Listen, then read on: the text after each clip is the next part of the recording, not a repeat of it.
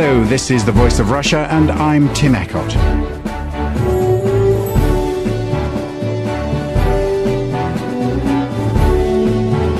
The British government's Department of Energy and Climate Change publishes the following facts.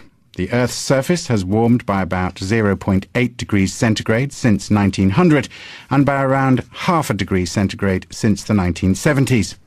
More than 30 billion tonnes of CO2 are emitted globally each year by burning fossil fuels. Average global temperatures may rise between 1.1 and 6.4 degrees centigrade above the levels they were at in 1990 by the end of this century.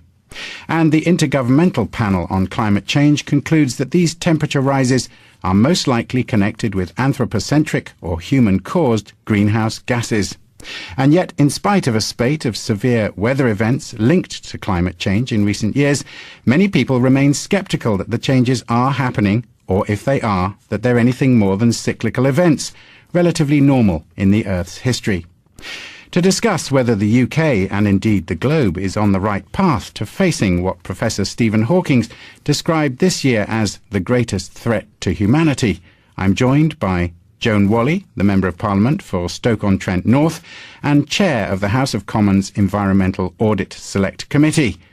I'm also here with Lord Christopher Monckton, once a member of the Conservative Party, more recently a candidate for the UK Independence Party, for whom he was a spokesman on climate change. And he's an expert reviewer for the IPCC 2013 Fifth Assessment Report. My third guest is Bob Ward, Policy and Communications Director for the Grantham Research Institute on Climate Change at the London School of Economics. Let me ask you all briefly. Joan Whalley, you receive submissions from scientists on this topic all the time and listen to lots of evidence. How worried are you about the threat, long-term or short-term, to the UK or indeed of the wider planet from climate change? Well, it's quite clear that the threat to the planet is out there. We have the scientific evidence, and for my part, we hold this planet in trust for future generations, and to be ostrich-like and not to take note of what is happening, to my mind, is treacherous. And it is absolutely important that we work together across different nations in heed of the scientific evidence to make sure that future generations have got the legacy that we need to give to them. So how worried are you? Very worried. But I think we've got the opportunity to take action. And as long as we can link up the innovation and the technology with the scientific evidence, then I think that there are ways of actually dealing with this challenge which we all face. Lord Christopher Monckton, how worried are you? Not really worried at all. There are two questions that, if one were being rigorous scientifically about this, one would ask. The first question is, how much warming are we likely to get caused by us over the next 100 years? And even that's quite a stretch, making reliable predictions. And the next question is, even if the rate of warming that has not occurred so far but is predicted by the IPCC on its current disposition proves to be correct, is it cost effective to act to prevent that warming happening, or is it more cost effective to let it happen and pay the cost of adapting in a focused way to its consequences? The answer to the first question is that the climate models on which the IPCC relies have multiplied by 3 what is generally accepted as the direct warming that you'd get from CO2 by praying in aid so-called climate feedbacks or temperature feedbacks, which, however, not one of which can be measured. And there's a growing evidence in the peer-reviewed literature now that these feedbacks, rather than being net positive very strongly, are in fact negative. In other words, the effect of the feedbacks is to slightly reduce the 1 Celsius of warming per doubling of CO2, and therefore about 1 Celsius of warming over the current century that we might get. And it's about 10 times more expensive to try to make global warming go away today by the measures such as those the Climate Change Department is indulging in, rather than to sit back and do nothing and leave it to future generations. It may sound cruel, but actually it makes economic sense. Not cruel enough to worry you too much. Bob Ward from the Grantham Research Institute on Climate Change at LSE. How worried are you by what we know or don't know so far? Well, contrary to the account just given by Christopher Monckton, there are huge risks associated with unmitigated climate change. And this is why. If you look back through the Earth's history and all the other ways we can of measuring how the Earth's temperature responds to changes in greenhouse gas concentrations, you get an average for a doubling of greenhouse gas concentrations of between 2 and 4.5 degrees rise in global temperature. 2 and 4.5 degrees rise in global temperature probably doesn't sound much compared to daily fluctuations, but that's a global average. And the way to calibrate it is 5 degrees is about the difference between today's average temperature and the temperature at the last ice age. And we're heading at the moment towards a rise in temperature of 3 degrees and more. And we haven't seen that on Earth for at least 3 million years, the Pliocene era, when the ice packs were very much smaller and global sea level was 15 to 25 meters higher than it is today. So anybody who says that we can comfortably adapt to that kind of world is really living in a fantasy world. I will come to the detail of who's right, who's wrong, and what the science tells us. I know some of it is conflicting, but just to go back to you, Joan Whalley, as a member of the House of Commons Environmental Audit Select Committee, you're getting submissions from people on this, you're hearing experts. But what is the British government doing or not doing that it should be doing, you believe, in the face of some of this scientific evidence? Well, I think the first point that I wish to make is that the Select Committee which I chair in the previous Parliament devoted virtually all of its inquiries just to looking at the whole theme of climate change. And we felt it was important to support the legislation which has now gone through Parliament, which is the Climate Change Act, which actually sets targets as to how we're going to be on course, hopefully, to make sure that we don't go beyond that 2 degrees centigrade by the year 2050. And to put that in place, we have to start now. And so, therefore, I think that the important thing now is that we have to be looking at how that Climate Change Act gets implemented. It has a report to Parliament every year. And contrary to the emotive language that we've just heard from Lord Monckton talking about, indulge in all of this, I think that it's a question of trust. It's a trust between representatives and certainly in our country, the British public, because I believe that people who vote for MPs or who are on the receiving end of what government does, they need to have trust that the important issues which we need to be addressing now in the short term and in the medium and long term, that our governments are on course to do the right thing. And therefore I think it's absolutely critical that we make sure that in everything that we do, particularly at this time of economic recession, that we look at the opportunities. And I would disagree with what's just been said by Lord Monckton, because actually to spend the money now up front and to start to put us on that course is going to be, if you like, it's going to give us a double win situation, because it's going to help with the climate change issue, but it's also going to be able to address the issues of growth in the economy as well. Let's come back to you, Lord Monckton. A stitch in time saves 9. I mean, the scientific evidence it's a massive body of evidence, isn't it, that these changes are happening? And you're quibbling more about how we deal with the threat. That some changes are happening is undeniable. That some part of those changes are contributed to by us is also undeniable. It's very long established science. However, even if the amount of warming that was predicted by the IPCC, which is currently just short of 3 Celsius over the current century, even if that were to occur, and let's remember that in the last 16 years it's been statistically no different from 0. We've had no global warming now for 16 years on all of the measures. Now, ladies and gentlemen, you've just heard Bob Ward stating what I believe to be false, and you can check this by going even to the Met Office website, or you can go to any of the 5 global temperature data sets and get may I please finish? May I please finish? By the Met Office, which shows that you're May I please finish? Yeah. Even if there were as much warming as the IPCC predicts going to happen, so far it's 0 over this century, but let's pretend, then even then it is an order of magnitude, i.e. at least 10 times, more expensive to act now than to leave it and act later. And that is a matter not of opinion, but of rigorous scientific inquiry. I went to see the Climate Change Department about this, and I said, can you show me your calculations showing how much global warming will be made to go away by the £723 billion the Act commits you to spend over the next 40 years?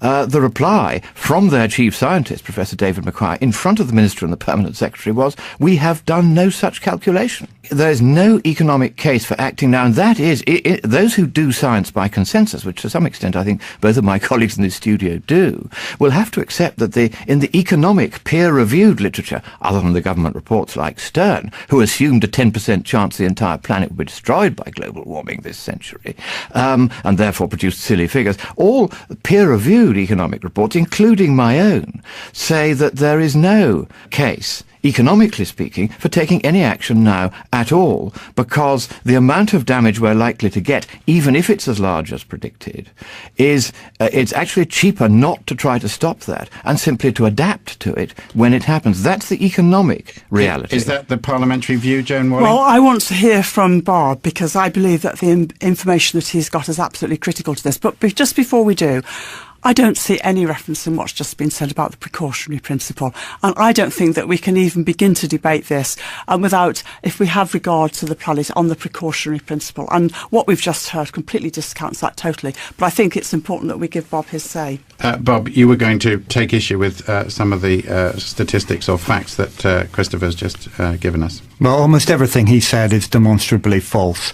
So let's start with his initial claim about the last 15 years of global temperature measurements. So you can go, and the fact checkers will have an absolute field day, as they usually do with a lot of the things that Christopher Monckton says. So the last 15 years, if you look at the monthly global average temperature measurements, they were published on the, updated on the Met Office's website a couple of weeks ago. You have a look at the last 15 years, and you'll see that the Earth has been warming at a linear rate of about 0.05 degrees per decade. Okay? So his statement that it's statistically insignificant is absolutely false.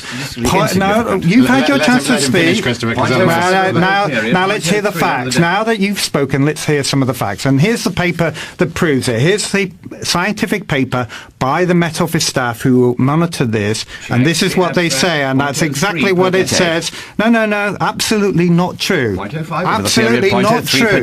Well, are you going to allow him to interrupt me, or are you going to let me do it? I have to let Bob speak on the mic, because otherwise the listener just won't get your point or his point. So if I will give you all as even a share of the programme as I can. What it's like to be interrupted. He will, I hope, not interrupt me in future. I shall be quiet. I will try to let you all speak your piece. I'm sorry, Bob. If you would resume. You claim you have the scientific evidence, which is peer-reviewed, which disproves some of the statistics Christopher was giving us. Here's the paper by the Met Office staff who monitor the global average temperature, and it proves that Christopher Monckton is just simply making false statements about the fact that temperature is at a standstill now.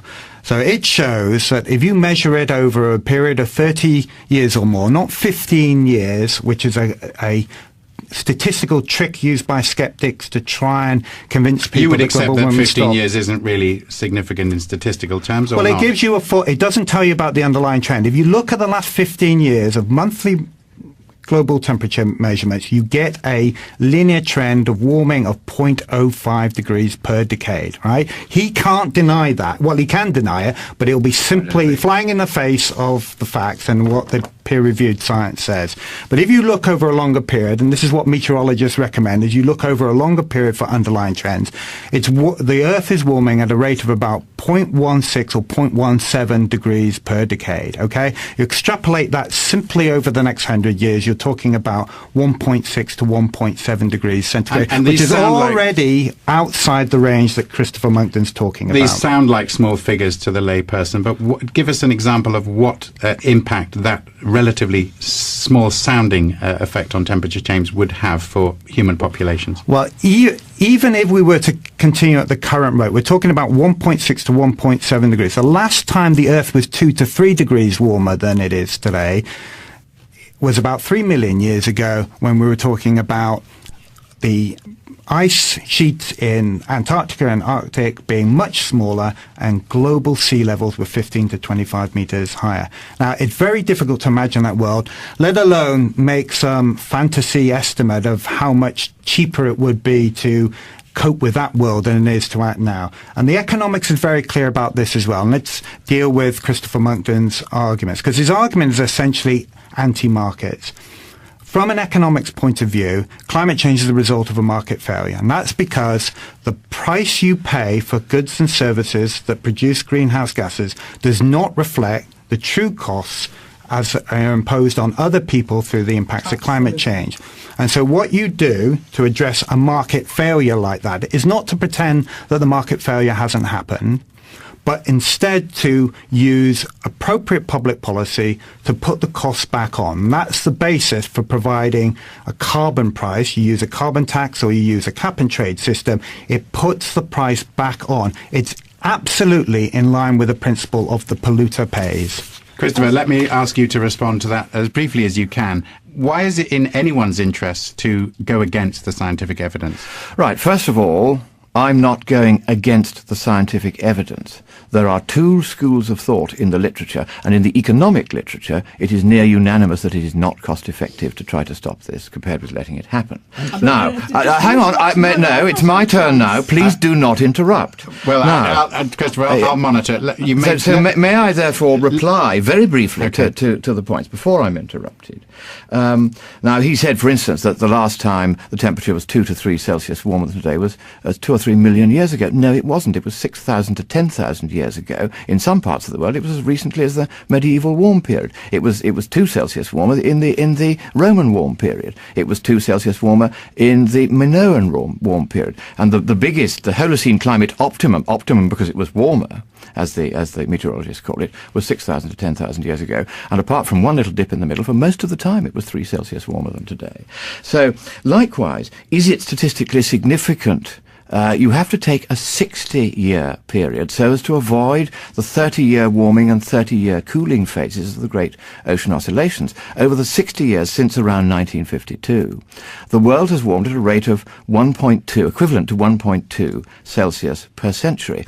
That is warming, but that warming has actually been going on for 300 years, since 1695. But we haven't had the physical evidence of things like the Arctic ice sheet melting at an unprecedented rate in the last 2 centuries. We've been going there for more than 200 years. We only have 30 years records. And if you look at such records as were available before we had the complete coverage that only satellites can give us, there was a report in 1922 by the US Meteorological Service saying they had never seen so little ice as in the Arctic as there was then. It is arguable that the ice then and all the way through the 30s was less in the Arctic than it is now, but we don't simply have enough records because we didn't have satellites until then. Is that your view, Joan Wally? I mean, you've been listening to people talking about this in the Select Committee for some time. Well, there's obviously a concern which we highlight in our report, Protecting the Arctic, which we published earlier this month.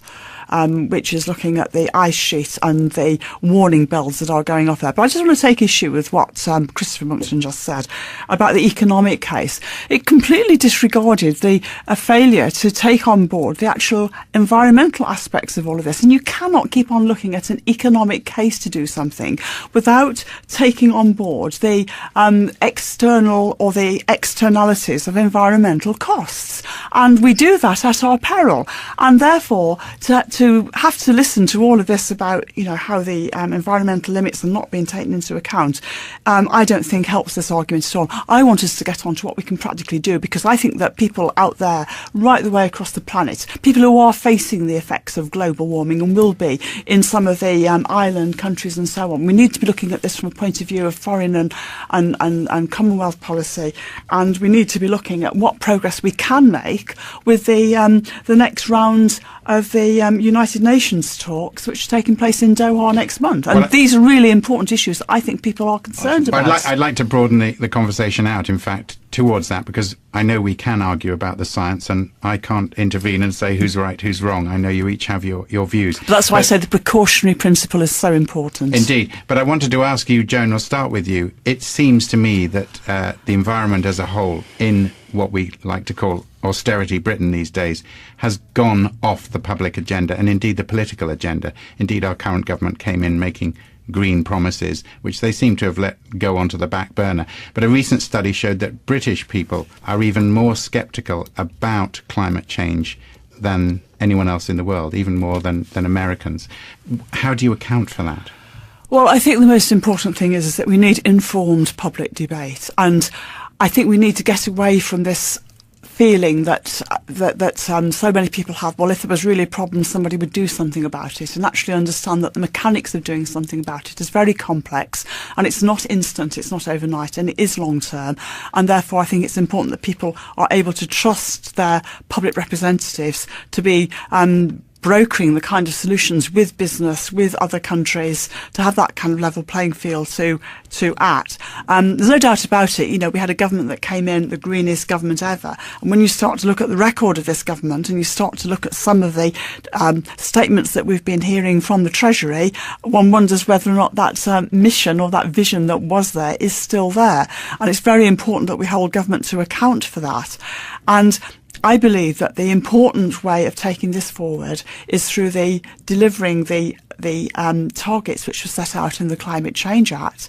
And we've just seen only in the last few weeks that John Gunner, Lord Deben, who's now the chairman of the Climate Change Committee, it's absolutely essential that the warnings that he's given to government in the UK are heeded, and that we just, if you like, become single-minded in how we look at the issue that we have about our dependence upon carbon and the opportunities that moving towards new innovative technologies gives us, not only in dealing with the lack of growth at the moment, but putting us on the right track for the long term. But is the government, or government in general, and politicians like yourself, are you still slightly putting your heads in the sand? Because there is this sense that until we're all freezing or roasting, by which time it's too late. Nobody's really going to react to this. Well, I think this is the problem that we have with the democracy and political debate that we have at the moment, because inevitably people just look at the immediate problems. You know, it's like being at an airport and you've got the radar and you've got everything coming in at you. But I think that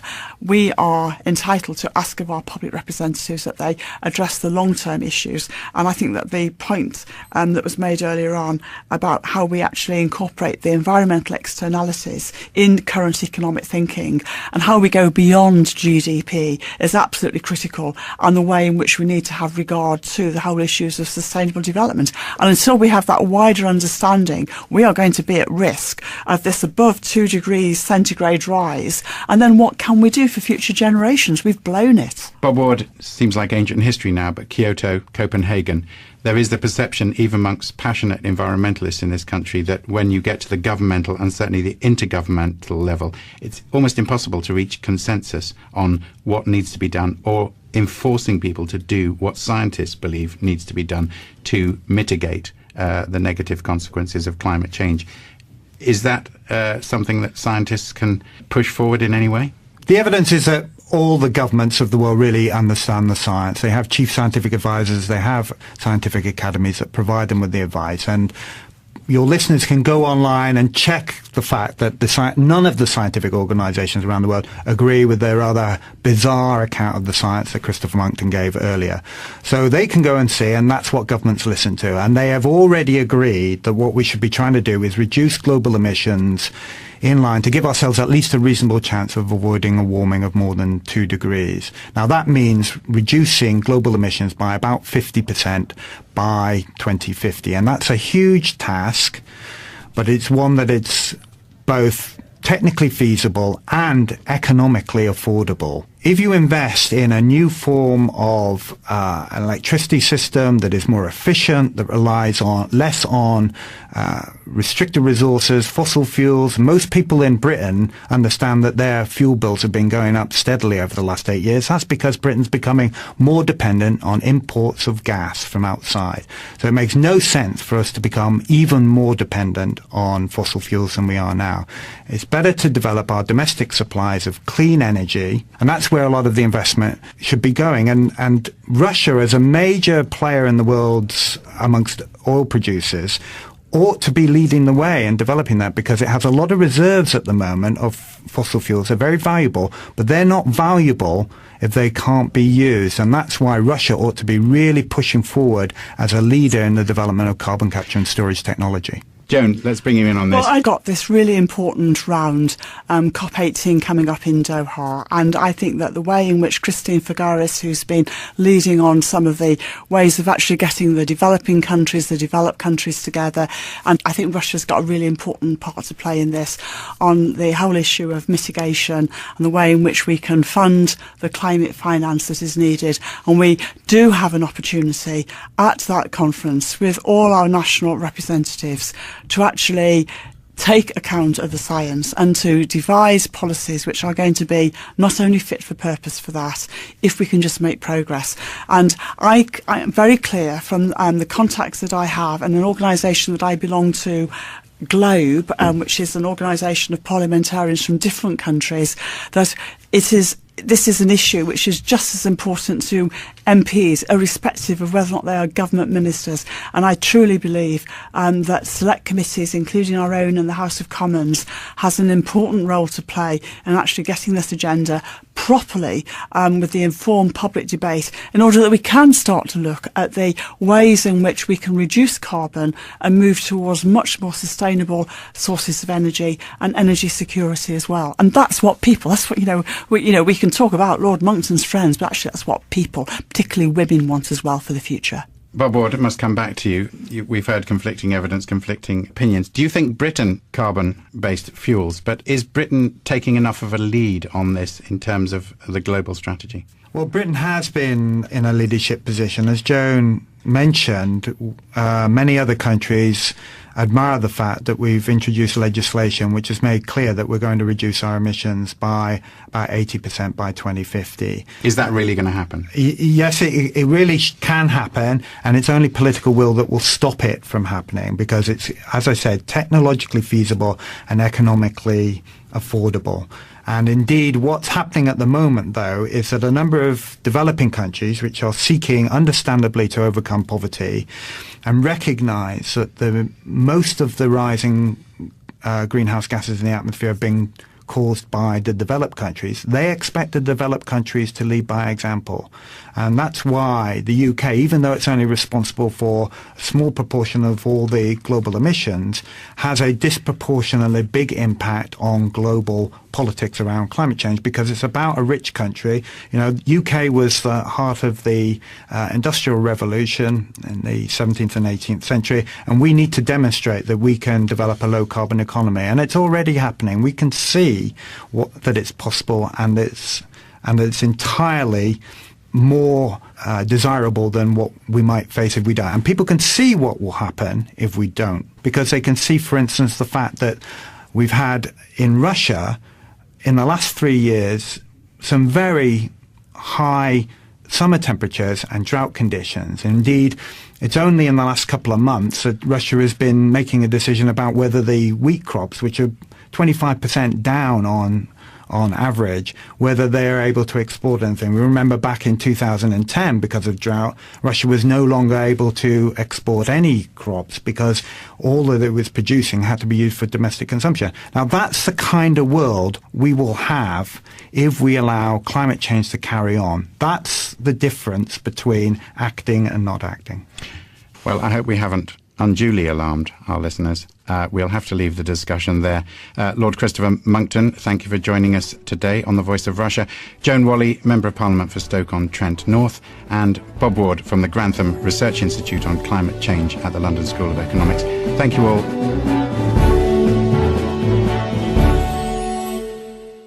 Or human-caused greenhouse gases.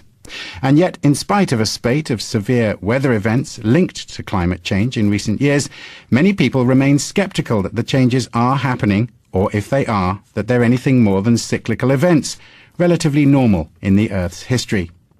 To discuss whether the UK, and indeed the globe, is on the right path to facing what Professor Stephen Hawking described this year as the greatest threat to humanity, I'm joined by Joan Whalley, the Member of Parliament for Stoke-on-Trent North and Chair of the House of Commons Environmental Audit Select Committee.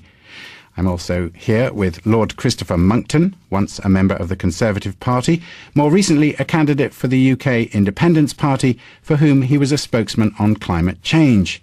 And he's an expert reviewer for the IPCC 2013 Fifth Assessment Report.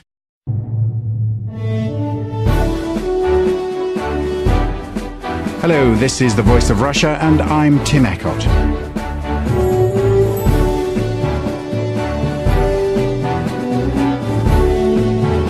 The British government's Department of Energy and Climate Change publishes the following facts. The Earth's surface has warmed by about 0.8 degrees centigrade since 1900 and by around half a degree centigrade since the 1970s. More than 30 billion tonnes of CO2 are emitted globally each year by burning fossil fuels. Average global temperatures may rise between 1.1 and 6.4 degrees centigrade above the levels they were at in 1990 by the end of this century. And the Intergovernmental Panel on Climate Change concludes that these temperature rises are most likely connected with anthropocentric. My third guest is Bob Ward, Policy and Communications Director for the Grantham Research Institute on Climate Change at the London School of Economics. Let me ask you all briefly. Joan Whalley, you receive submissions from scientists on this topic all the time and listen to lots of evidence. How worried are you about the threat, long-term or short-term, to the UK or indeed of the wider planet from climate change? Well, it's quite clear that the threat to the planet is out there. We have the scientific evidence, and for my part, we hold this planet in trust for future generations, and to be ostrich-like and not to take note of what is happening, to my mind, is treacherous. And it is absolutely important that we work together across different nations in heed of the scientific evidence to make sure that future generations have got the legacy that we need to give to them. To act to prevent that warming happening, or is it more cost effective to let it happen and pay the cost of adapting in a focused way to its consequences? The answer to the first question is that the climate models on which the IPCC relies have multiplied by 3 what is generally accepted as the direct warming that you'd get from CO2 by praying in aid so-called climate feedbacks or temperature feedbacks, which, however, not one of which can be measured. And there's a growing evidence in the peer-reviewed literature now that these feedbacks, rather than being net positive very strongly, are in fact net negative. In other words, the effect of the feedbacks is to slightly reduce the 1 Celsius of warming per doubling of CO2, and therefore about 1 Celsius of warming over the current century that we might get. And so how worried are you? Very worried. But I think we've got the opportunity to take action. And as long as we can link up the innovation and the technology with the scientific evidence, then I think that there are ways of actually dealing with this challenge which we all face. Lord Christopher Monckton, how worried are you? Not really worried at all. There are 2 questions that, if one were being rigorous scientifically about this, one would ask. The first question is, how much warming are we likely to get caused by us over the next 100 years? And even that's quite a stretch, making reliable predictions. And the next question is, even if the rate of warming that has not occurred so far but is predicted by the IPCC on its current disposition proves to be correct, is it cost effective